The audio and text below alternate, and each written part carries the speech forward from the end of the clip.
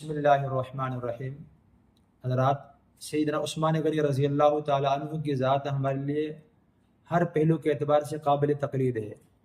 ان کی ذات کے اندر اللہ رب العزت نے مختلف صفات کو سمایا ہوا ہے، جن میں سے ایک حیا کا جو پہلو ہے بہت نمایاں ہے۔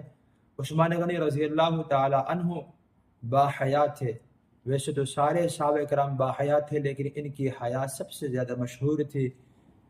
اللہ کے رسول صلی اللہ علیہ وسلم نے فرمایا، ارحم امتی بی امتی ابو بکر و اشدہم فی امر اللہ عمر و اصدقہم حیاء عثمان واقضاہم علی رضی اللہ تعالی عنہم اجمعین۔ فرمایا کہ میری امت میں سب سے زیادہ رحم دل ابو بکر صدیق ہے، اللہ کے معاملے میں، دین کے معاملے میں سب سے زیادہ سخت عمر فاروق رضی اللہ تعالی عنہ ہے، حیا اور سچائی میں سب سے زیادہ عثمان غنی رضی اللہ تعالی عنہ ہے۔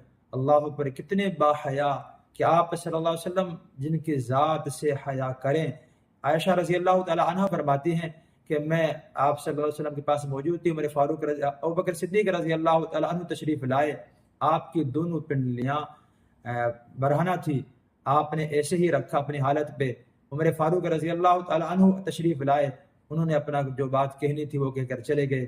جب سیدنا عثمان غنی رضی اللہ تعالی عنہ تشریف لائے، آپ فوراً اٹھ کر بیٹھ کے اپنی پنڈلی کو چھپا لیا۔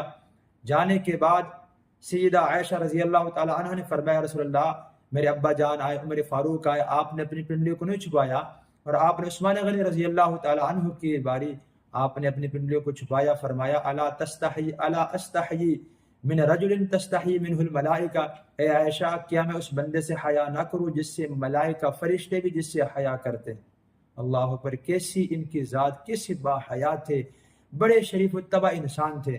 آج کے دور کا سب سے بڑا مسئلہ بے حیائی ہے۔ اللہ کے رسول صلی اللہ علیہ وسلم نے صحابہ کرام کو ہمارے لیے معیار حق بنایا، اللہ کے ذات نے بھی ان کے ایمان کو معیار حق بنایا۔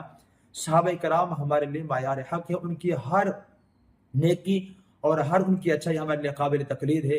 عثمان غنی رضی اللہ تعالی عنہ کی ذات حیا کے طور پہ ہمارے لیے اس دور میں بہت زیادہ مشعل راہ ہے۔ آج کا دور کا سب سے بڑا مسئلہ بے حیائی ہے۔ آپ ٹک ٹاک کو دیکھیں، فیس بک کو دیکھیں، سوشل میڈیا کو دیکھیں، ہر جگہ عورتیں، خواتین ہیں، بے حجاب ہیں، عریانی ہے، فحاشی ہے، حتیٰ کہ چند ویوز کی خاطر، چینل کی خاطر اور چند ٹکوں کی خاطر بندہ اپنی بیوی کو چینل پہ لے آیا، بھائی اپنی بہن کو، باپ اپنی بیٹی کو، ہر جگہ عورتوں کا استعمال کیا جا رہا، ہر جگہ بے حیائی ہے۔ اللہ کے رسول صلی اللہ علیہ وسلم نے فرمایا، ان لکل دین خلقا، ہر دین کا کوئی نہ کوئی امتیازی شرف ہوتا ہے، کوئی نشانی ہوتی ہے، کوئی علامت ہوتی ہے۔ فرمایا، وخلق الاسلام الحیا، اسلام کی جو نشانی علامت ہے وہ حیا ہے، حیا۔